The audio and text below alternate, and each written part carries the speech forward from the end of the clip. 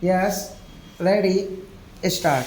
I hope you will help us by analyzing these concepts so that we may not be led away by the slogans of politicians and statesmen.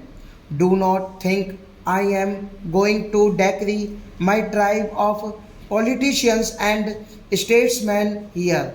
They have much virtue in them, and I am not going to say that jurists and lawyers are always very successful in dealing with public affairs, although they may be successful in dealing with matter in courts or in giving opinions.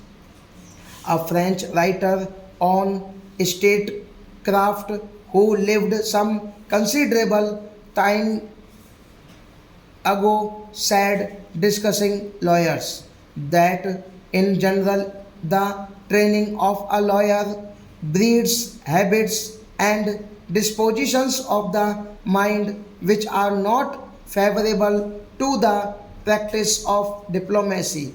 Whether that is entirely true or not, I do not know, but there is perhaps something in it.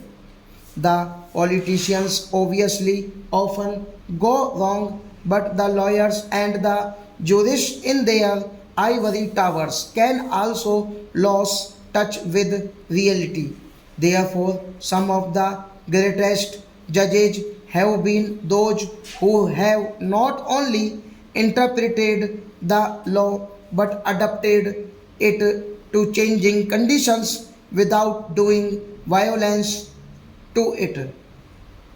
It would be absurd for a problem belonging to the middle of the 20th century to be considered by some textbook maxim of the 18th or the 19th century.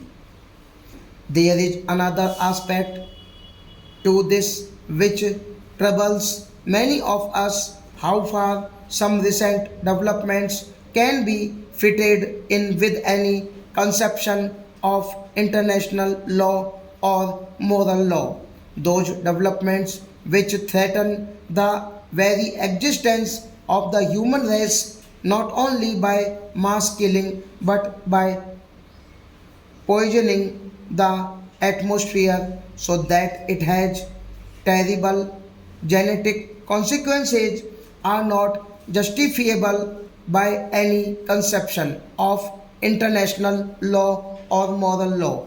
Surely this is not a matter to be considered only by statesmen and politicians.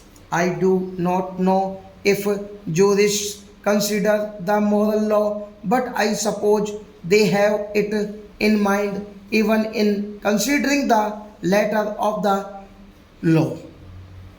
It may be desirable for them to consider whether and how far these preparations for nuclear warfare or the text explosions are in keeping with any conception of international or moral law.